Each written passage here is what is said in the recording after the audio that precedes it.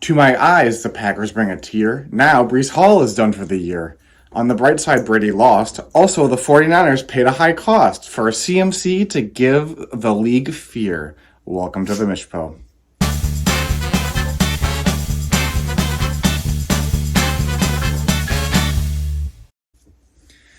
Alrighty, welcome to week 7 of the NFL season and the Mish Po. I'm in my basement. First time down here. Nice wall stuff back here for y'all to look at. So yeah, let's just quickly. I got a bush this week, and we'll crack into it.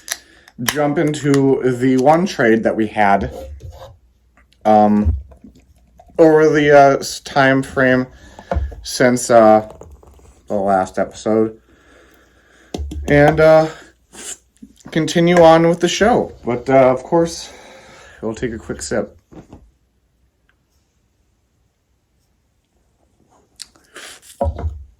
And you can't see her, but Lily's just sitting right off camera here on the couch. So, yeah, the one trade, and it was very quickly after. It was on Sunday morning, I believe, and Isaiah Pacheco apparently was reported to be the starter for the Chiefs running back room. So Derek picked him up wisely. Good work, Derek. I was sleeping at the time, and I probably would have picked him up had I seen the message, but. You know, it doesn't matter right now. But, yeah, Derek traded Isaiah Pacheco in a 2023 9th to Fiala for a 2023 7th. So, moved up 2 rounds. So, it's pretty nice. And Fiala got Isaiah Pacheco. So, I believe his usage was about the same as the other running backs in Kansas City last week. So, we'll see how that shakes out for Kansas City in the running game. But, yeah, Isaiah Pacheco. Now on Fiala's team. So, quick recap. First, we'll start with Adam and I. We'll just run through this. Also, didn't realize this until after the episode had published, and it was made clear. I can't remember by whom. But last week was rivalry week. Should have mentioned that up top. Obviously, if I had remembered, I would have. But it was rivalry week, and so everybody faced off against their rivals. So that's pretty fun. Hopefully next time we do this, I'll remember ahead of time to give it a little bit more pizzazz and whatnot. But yeah, Adam and I faced off. Early on after Benjamin did really well on Thursday Night Football, 23.3 points from him. I'm like, dang, I got a shot at this, and then no, I didn't. Adam just kind of blew me out of the water, and now he's first place in the league. How about that? And then I'm last place in the league. How about that? So Adam got the victory, 148.24 to 103.2. The next rivalry matchup. Oh, and I guess Adam and I are rivals because we were roommates at a time. And I guess we both are called daddies. So in some way or some form or another. Brian, Caleb is the next matchup. You could call them rivals. They both are former Frisbee captains, as well as I was a former Frisbee captain, and Bruce and Michael were former Frisbee captains. And Colin was a former Frisbee captain. So quite a few former Frisbee captains in here. And then Sam, I think he was like a president officially in the league, or the team. But yeah, you could say they're former Frisbee captains. Also, they joined the league the same time when we expanded to 14 teams. But this one was a bunch closer. Not the closest matchup on the week, but we will get there. Some kind of bad performances, mostly from Jared Goff, who got 1.52. But there were some good performances over on Caleb's side. 17.5 from Alvin Kamara, 33 points from Jamar Chase, 21.6 from Mike Williams. So not too bad. And then a couple of highlighting performances over on Brian's side, 20.9 from Raheem Mostert, 16.8 from Derrick Henry, not too bad. Terry McLaurin had 18.3, 17.6 from Chris Olave. And then there was another 0, AJ Green, but Ken Walker, 28.8 points. So that's pretty good. In the end, Brian got this victory, 128.71 to 120.87, which brings us to the closest matchup of the week, decided Monday Night Football. I hadn't realized this until it was pointed out by Tikron, I believe, at first. We'll just say that it was 99.9 for Michael to T-Corn's 99.52. And the way that Michael got that victory, T-Corn was winning, and the Bears took a knee on 4th down, which counted as a 4th down stop, which I believe is 1 point. Yep, so that put Michael ahead. And that's another victory for Michael by very slim margins in the very end of the Monday night game. So a couple lucky wins there for Michael, but it's a win nonetheless. A couple other performances. Ramondre Stevenson, 23.8 in that same game. 17.5 from Devontae Adams, so not too bad. Hayden Hurst, 10.8, so not too bad. Amon-Ra left early with that injury. Only 1.4 from him. And then over on T-Corn's side, Saquon, 17.5. The farewell performance from Breece Hall got him 13.2, so not too bad. And then just kind of average performances across the board. The Packers defense did have 11.5 fantasy points, so not too bad. But yeah, Michael eked away with that victory by, what is that, 0.4? 0.38 or something. But yeah, pretty crazy, close stuff. And those two used to be former roommates, and current roommates at the moment as well. So and they've obviously known each other for quite a while. So that's how they're rivals. Moving us on to Derek versus Lincoln. You could say these two are rivals because they just go at each other a lot. So I guess it's kind of fun that way. But this one was not that close at all. Starting over on Derek's side, Clyde, 9.2 points. Only David Montgomery, 12.2 in that Monday night game. Romeo Dubs had 0, so that's unfortunate for you and also for the Packers. But Jawan Johnson did have a very good Monday night, 20.2.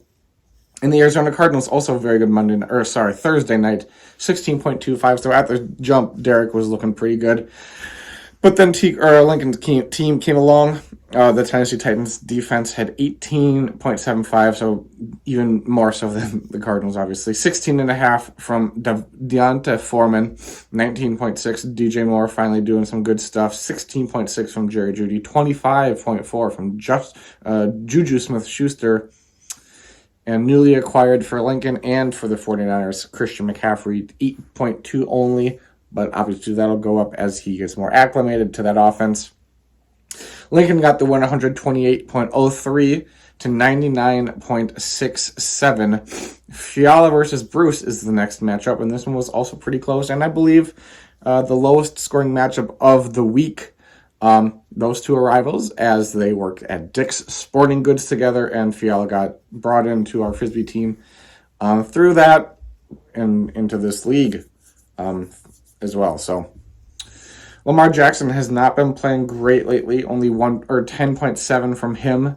Gibson did pretty good, 16.7, and Travis Etienne, the now sole running back in Jacksonville after James Robinson got traded to the Jets after that Breece Hall injury.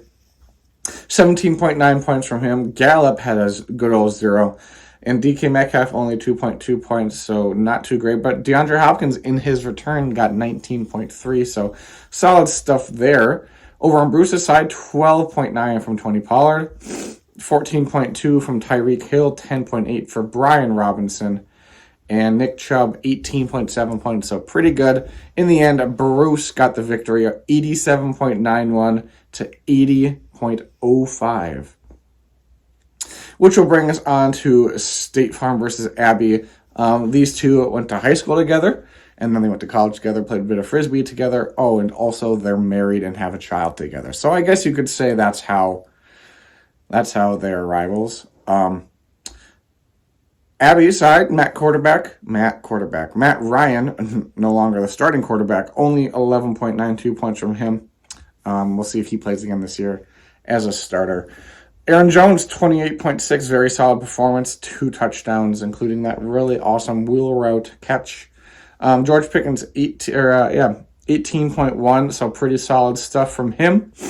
And 20 points from the Dallas Cowboys defense. The Miami Dolphins defense over from State Farm's team, 12 points, so pretty good. Christian Kirk, 17.1, finally broke that little slump he was in. 18.6 from Mike Evans. No touchdown from him. Should have had one, but just dropped it. 12.8 from Jalen Waddle. And 26.92 from Patrick Mahomes. So pretty good stuff over there. State Farm got the win here. 121.42 to 110.32. Which will bring us on to our last matchup. Colin versus Sam. I believe this is probably the biggest blowout of the week. About 70-point difference. Sam and Colin, I believe they were roommates in college. But they knew each other in high school, I think. Maybe not. I must be I don't know. They were friends, for a while and still are. But yeah, that's how they're rivals. We'll start with Colin. 16.16 from Kyler, so not too great. 15.5 from Jonathan Taylor. Your first decent performance from him after acquiring him in that trade. Which, by the way, that trade, if you look at it now, Adam definitely benefits a lot. We can look at that some other time, maybe. But George Kittle got 21.8 points. Only half a point from Kenyon Drake. 11.4, though, from Jacoby Myers. Over on Sam's side, Tua in his return, 15.84, so not too bad. 35.7 from Austin Eckler, also involved in that trade, so pretty good stuff from him. T. Higgins, 14.3. 11.5 for Chris Godwin, 15.8 from Travis Kelce, 29.5 from Tyler Boyd, so pretty good stuff from him. And then the Baltimore Ravens defense, 14.75. And Sam got the victory and the highest point total on the week, 106.89 to 91.01 for Colin. And Sam got that victory. I'm going to quickly take a quick sip. And maybe we'll jump on the power rankings.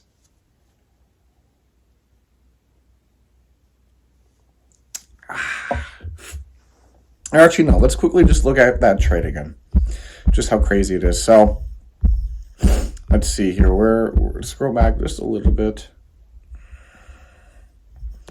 How far back was it? Week 3, maybe? That's when... Yeah, here we are. Okay. So we'll just start with me. I gave up JT, Chris Godwin, and Curtis Samuel. Obviously, JT's been not that, he's been hurt, and then he's not been that great. 15.5 was his highest point total, and that just happened. Godwin's been pretty solid, and Curtis Samuel, I believe, has been pretty solid as well. But I did receive Jalen Hurts, very good stuff from him. A.J. Dillon, not that great from him. Dameon Pierce, he's been very good, I think. I'm enjoying having him on my team, and then an 8th and a 9th round pick for next year, which is always nice. Colin, I think, easily had overall lost this trade. As I mentioned, he received just Jonathan Taylor, so obviously if a player doesn't play, then that's not going to help you at all. And he gave up Joe Mixon, Dameon Pierce, and an 8th round pick, so 2 very startable running backs and a decent pick, so not great. We'll jump to Sam real quick. He gave up Jalen Hurts and Josh Jacobs. That's kind of a big oof there, especially because you had Tua go down and didn't have a quarterback really for a couple weeks there. And then obviously Josh Jacobs has been incredible. But he did get Austin Eckler and Chris Godwin, so not, I think overall still a loss, but Austin Eckler obviously is very good, and Chris Godwin is pretty solid as well, and is going to, I think, get better over the course of the season. And then Adam traded away Austin Eckler, A.J. Dillon, and a 9th, already mentioned. Dillon has not been great. Austin Eckler has, but in return, and then there's the 9th, but in return he got 2 starting running backs, including, of 2 top 10 running backs, probably Joe Mixon and Josh Jacobs, and then Curtis Samuel too. So that trade has changed a lot for all 4 of those teams. Actually, not too much for me, even though I thought I did come out on top a bit. Maybe. I don't know. But I'm still only have 1 win. But anyway, just a little fun thing to look at and how trades can shake up the entire league. Because now Adam's in first place. So that's pretty cool stuff for him. Anyway, power rankings. We'll run through this quick. Derek 14, Colin 13, Iman 12, Fiala 11, Caleb 10, Michael 9, Lincoln 8, Sam and 7, Brian 6, Abby 5, State Farm 4, T-Corn 3, Bruce 2, and giving him the respect he deserves, number 1, we've got Adam. Which will bring us on to the matchups for this week. First up, we've got me versus Derek.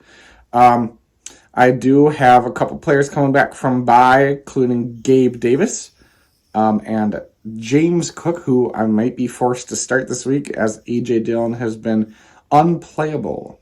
Might go with Eno or Rashad White, but for sure not Dillon, unfortunately.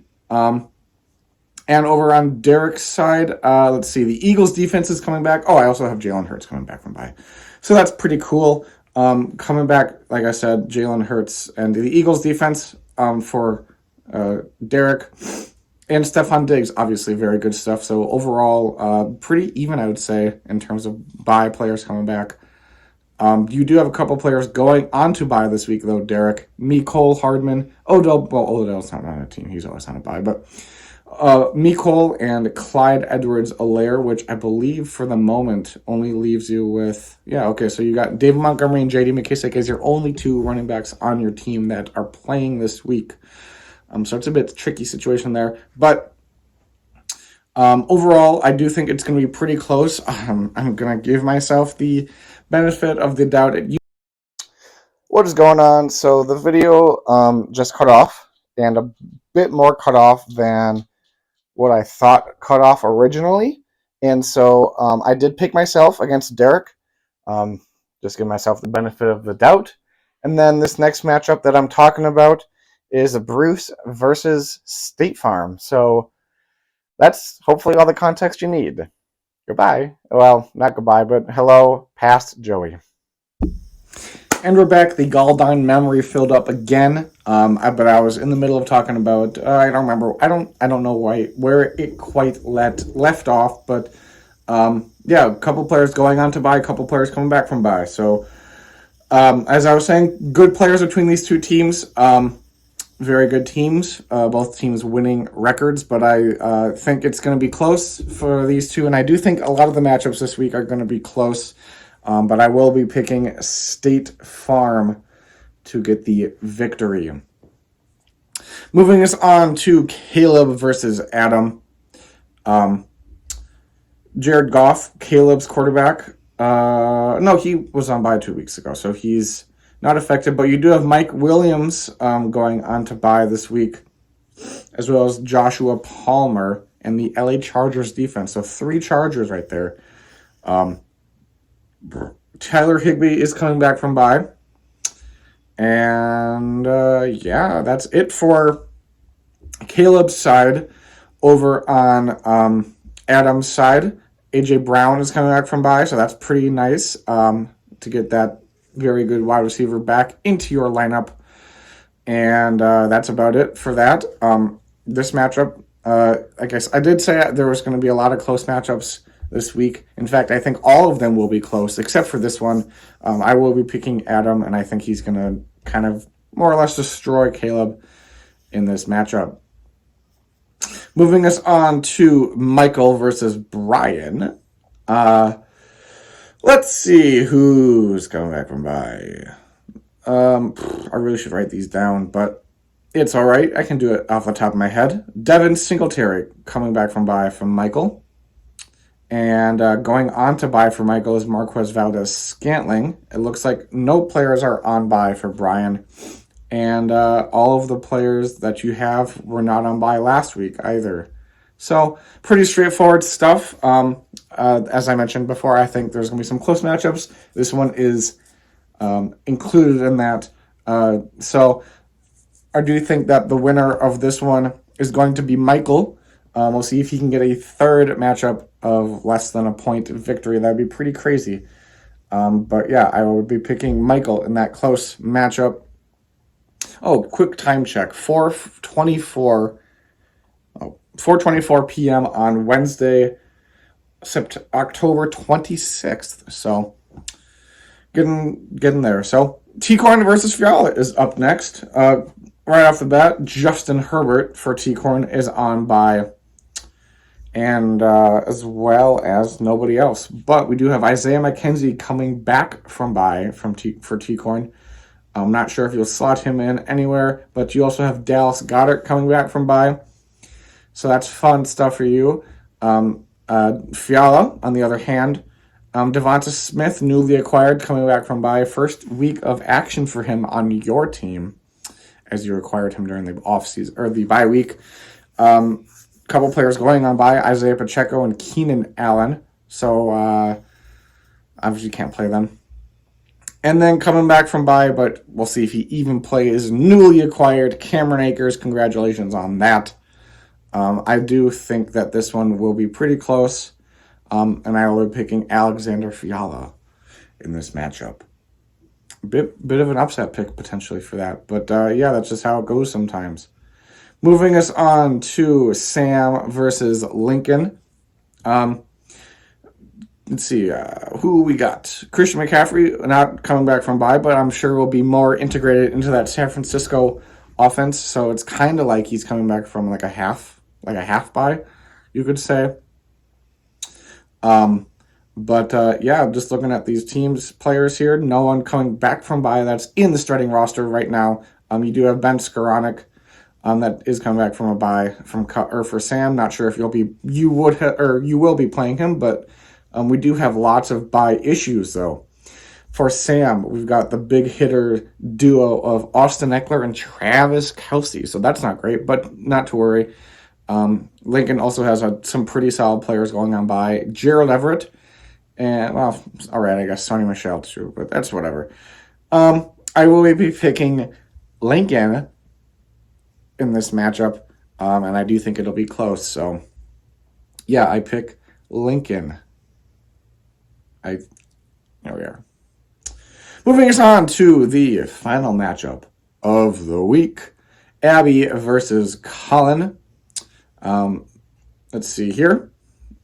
This is the kind of stuff that you get when you don't really do much preparation. But Allen Robinson's coming back from bye for Colin's team. And so is Darrell Henderson. Both of them are Rams, obviously. So that's how it works sometimes. And that's it for buys for you, Colin. Over on Abby's side, let's see. Cooper Kupp, obviously very nice player to have back from his bye, so I'm sure he's just going to absolutely go off again. And that's it, too. So, pretty straightforward matchup here. Not too many bye issues to have to worry about. And for this one, I will be picking maybe another upset pick, but I will be picking Colin. I do think it's going to be a close one, like I said. And obviously, I could be wrong about a lot of these matchups. I haven't really been keeping track over the course of the season how many picks I've gotten correct. I just know for sure I've gotten most of my picks incorrect. I think the 1 week I picked against me, I think that was the right pick. I picked the other team.